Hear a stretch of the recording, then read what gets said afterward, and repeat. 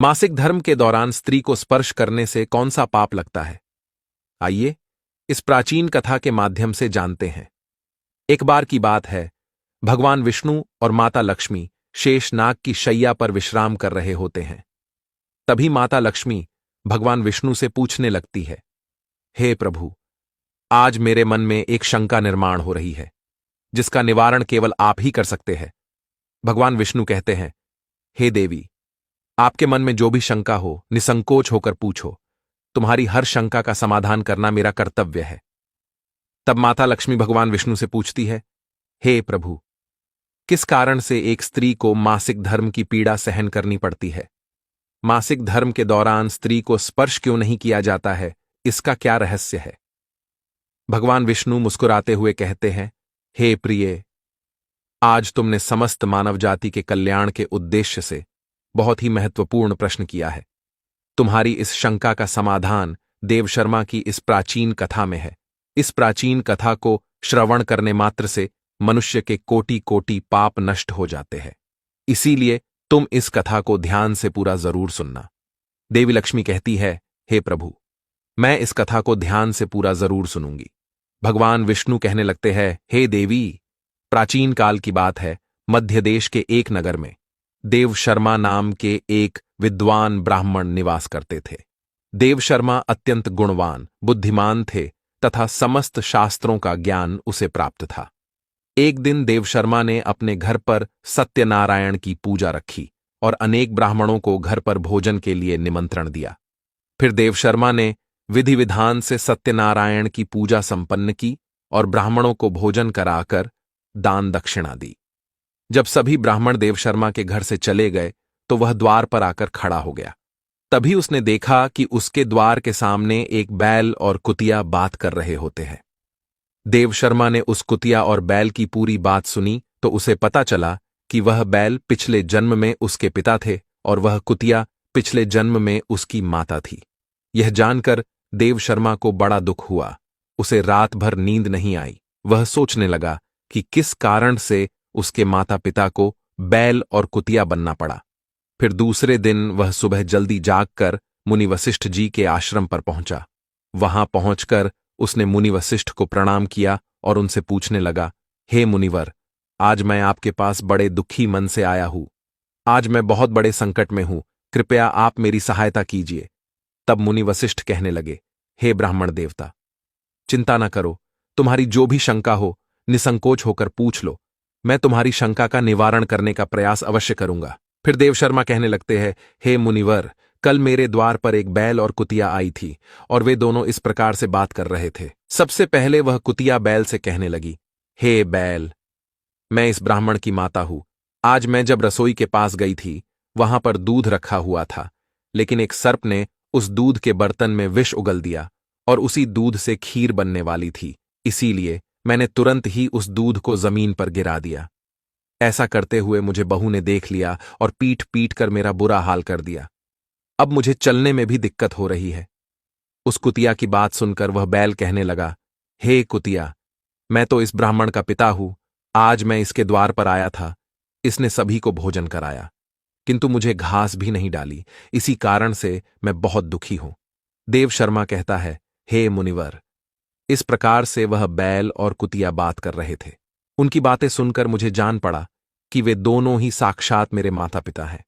अपने माता पिता की ऐसी दशा देखकर मैं बहुत दुखी हो गया हूं। कृपया आप अपनी दिव्य दृष्टि से पता लगाकर बताने की कृपा करें कि मेरे माता पिता की ऐसी दशा किस कारण से हुई, उन्हें बैल और कुतिया का जन्म किस पाप के कारण प्राप्त हुआ तथा उन्हें उस पाप से मुक्ति दिलाने के लिए मुझे क्या उपाय करना चाहिए। फिर मुनि वशिष्ठ जी अपनी दिव्य दृष्टि से देवशर्मा के माता पिता के पूर्व जन्म को देखने लगते हैं। तब उन्हें देवशर्मा के माता पिता के पाप का पता चल जाता है। वे देवशर्मा से इस प्रकार से कहने लगते हैं, हे ब्राह्मण, यह सत्य है कि वह बैल और वह कुतिया तुम्हारे माता पिता ही है। पिछले जन्म के पाप कर्मों के कारण ही उन्हें इस जन्म में ऐसा जीवन प्राप्त हुआ है। तुम्हारे माता पिता ने जो पाप किया है उसे सुनो। पूर्व जन्म में तुम्हारे पिता ने एकादशी के व्रत के दिन अपनी माता के साथ संबंध बनाया था। उस दिन तुम्हारी माता रजस्वला थी और रजस्वला स्त्री को स्पर्श करने मात्र से ही ब्रह्म हत्या का पाप लगता है। उसी पाप के कारण तुम्हारे पिता को इस जन्म में बैल का शरीर प्राप्त हुआ है। अब तुम्हारी माता के पाप को बताता हूं। तुम्हारी माता ने अपने पिछले जन्म में रजस्वला होते हुए ही ईश्वर के लिए भोजन बनाया था। रजस्वला स्त्री को कभी ईश्वर को भोग नहीं चढ़ाना चाहिए और पूजा भी नहीं करनी चाहिए। मासिक धर्म के दौरान 3 दिनों तक स्त्री के शरीर में ब्रह्म हत्या का पाप निवास करता है। इसीलिए उस दौरान स्त्री को किसी भी प्रकार का धार्मिक कार्य नहीं करना चाहिए। इसी पाप के कारण तुम्हारी माता को कुतिया का जन्म प्राप्त हुआ है। हे ब्राह्मण, अब तुम अपने माता पिता की मुक्ति के लिए अमावस्या के दिन श्राद्ध करो।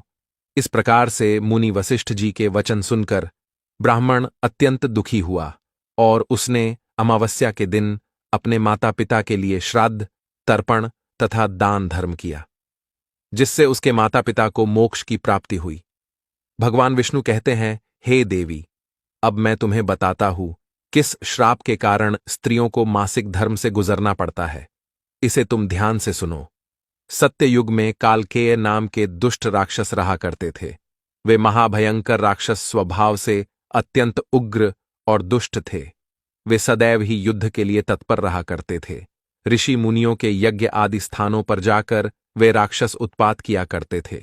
उन्हीं में से एक वृत्रासुर नाम का महाभयंकर दैत्य था, जो देवताओं से युद्ध करने के लिए तत्पर रहता था। एक बार उस वृत्रासुर ने दैत्यों के साथ मिलकर स्वर्गलोक पर चढ़ाई की। उस समय देवताओं के पास अस्त्र शस्त्र नहीं थे, जिस कारण से देवतागण उस दैत्य वृत्रासुर से पराजित होकर ब्रह्मदेव के पास चले गए। देवताओं ने ब्रह्मदेव के पास जाकर उनसे प्रार्थना की और दानव वृत्रासुर से स्वर्गलोक को छुड़ाने के लिए सहायता मांगी। तब ब्रह्मदेव ने सृष्टि का संतुलन बनाए रखने के लिए देवताओं से कहा, हे देवराज इंद्र, इस समय महर्षि दधीचि पृथ्वीलोक पर अपने आश्रम में तपस्या कर रहे हैं। तुम सभी उनके पास जाओ और उनसे अस्त्र शस्त्र प्राप्त करो। इस प्रकार से ब्रह्मदेव के द्वारा कहने पर सभी देवता गण प्रसन्न हुए और बड़े वेग से पृथ्वीलोक पर महर्षि दधीचि के आश्रम पर प्रकट हुए। वहां पर उन्होंने महर्षि दधीचि से अस्त्र शस्त्र प्रदान करने के लिए प्रार्थना की। देवताओं की प्रार्थना सुनकर महर्षि उन पर प्रसन्न हुए और उन्होंने देवताओं से कहा, हे देवताओं, मैं इस समय सृष्टि के कल्याण हेतु अपने इस मानव शरीर का त्याग करता हूं। मेरे शरीर की हड्डियों से तुम अस्त्र शस्त्र प्राप्त कर लेना। फिर महर्षि दधीचि ने अपनी योग शक्ति से स्वयं के शरीर का त्याग किया और उसी क्षण उनका शरीर भस्म हो गया। उनके शरीर से देवताओं ने अनेक अस्त्र शस्त्र प्राप्त किए। उन्हीं अस्त्रों में से एक देवराज इंद्र का अस्त्र वज्र था। फिर समस्त देवतागण उन अस्त्र शस्त्रों को लेकर वृत्रासुर के साथ युद्ध करने के लिए चले गए। वहां देवताओं और दानवों में भीषण युद्ध हुआ। देवता और दानव अपने भयंकर अस्त्रों शस्त्रों से एक दूसरे पर प्रहार करने लगे। फिर देवराज इंद्र और वृत्रासुर आमने सामने आ गए। इंद्र ने अपने वज्र का प्रहार वृत्रासुर पर कर दिया। वज्र का प्रहार होते ही वृत्रासुर भीषण आवाज करता हुआ गिर पड़ा और उसी क्षण उसके प्राण चले गए। वृत्रासुर के मरते ही उसके शरीर से ब्रह्महत्या का पाप एक विकृत स्त्री का रूप लेकर बाहर निकला। वह स्त्री काले रंग की भयंकर सिंगों वाली थी। वृत्रासुर के शरीर का त्याग करते ही वह स्त्री इंद्र की ओर भागने लगी। उस ब्रह्महत्या से भयभीत होकर इंद्र ब्रह्मदेव की ओर भागने लगे, लेकिन उसी बीच ब्रह्महत्या ने इंद्र के शरीर में प्रवेश कर लिया। देवराज इंद्र ब्रह्मदेव के पास जाकर ब्रह्महत्या से छुटकारा दिलाने की विनती करने लगे। फिर ब्रह्मदेव ने उस ब्रह्महत्या को इंद्र के शरीर को छोड़ने का आदेश दिया। ब्रह्मदेव की आज्ञा का पालन करते हुए ब्रह्महत्या इंद्र के शरीर से निकलकर ब्रह्मदेव के सामने खड़ी हो गई और इस प्रकार से कहने लगी, हे परमपिता, वृत्रासुर ने अनेक ब्रह्महत्याएं की थीं। इस कारण से मैं उसके शरीर में वास कर रही थी, किंतु देवराज इंद्र ने वृत्रासुर का वध कर दिया। इसीलिए मैंने इंद्र के शरीर को अपना स्थान चुन लिया। किंतु हे प्रभु, आपकी आज्ञा से मैंने इंद्र के शरीर का त्याग कर दिया है। कृपया आप मुझे रहने के लिए उचित स्थान प्रदान कीजिए। मैं अब कहां पर निवास करूं? फिर ब्रह्मदेव कहने लगे, हे ब्रह्महत्या, मैं तुम्हें रहने के लिए उचित स्थान देता हूं। ऐसा कहकर ब्रह्मदेव ने उस ब्रह्महत्या के 4 भाग किए। पहला भाग उन्होंने अग्नि को दे दिया और कहा, जो भी मनुष्य अग्नि को आहुति बिना दिए ही उसका उपयोग करेगा, उसे ब्रह्म हत्या का पाप लगेगा। दूसरा भाग उन्होंने जल के भीतर डाल दिया और कहने लगे, जो भी मनुष्य जल में थूकेगा अथवा जल में मल विसर्जन करेगा, उसे ब्रह्म हत्या का पाप लगेगा। तीसरा भाग उन्होंने वृक्षों को दे दिया, जो भी मनुष्य अकारण ही वृक्षों को काटेगा, उसे भी ब्रह्म हत्या का ही पाप लगेगा। और फिर ब्रह्मदेव ने अप्सराओं को बुलाया और उनसे कहा, हे अप्सराओं, अब तुम इस ब्रह्म हत्या का चौथा भाग ग्रहण करो। फिर अप्सराएं कहने लगी, हे परमपिता, आपकी आज्ञा से हम इस ब्रह्म हत्या का पाप ग्रहण करेंगे, किंतु हमें इस पाप से कैसे छुटकारा मिलेगा? फिर ब्रह्मदेव कहने लगे, हे अप्सराओं, इस ब्रह्म हत्या के कारण संसार की समस्त स्त्रियां 3 दिनों के लिए रजस्वला होंगी। जो भी पुरुष इन 3 दिनों के दौरान उस रजस्वला स्त्री को स्पर्श करेगा, उसे ब्रह्म हत्या का पाप लगेगा। फिर सभी अप्सराओं ने ब्रह्मदेव के निर्णय का स्वागत किया। इसी कारण से मासिक धर्म के दौरान 3 दिनों तक स्त्रियों को स्पर्श नहीं करना चाहिए, अन्यथा उस पुरुष को ब्रह्म हत्या का ही पाप लगेगा। इस प्रकार से भगवान विष्णु ने देवी लक्ष्मी को मासिक धर्म के दौरान स्त्रियों को स्पर्श क्यों नहीं करना चाहिए, इसका कारण बताया है। आपको यह कथा कैसी लगी कमेंट करके अवश्य बताएं। जानकारी अच्छी लगी तो वीडियो को लाइक जरूर करें और कमेंट में जय श्री हरि विष्णु, जय मां लक्ष्मी अवश्य लिखें। साथ ही चैनल को सब्सक्राइब करें। आप सभी का धन्यवाद।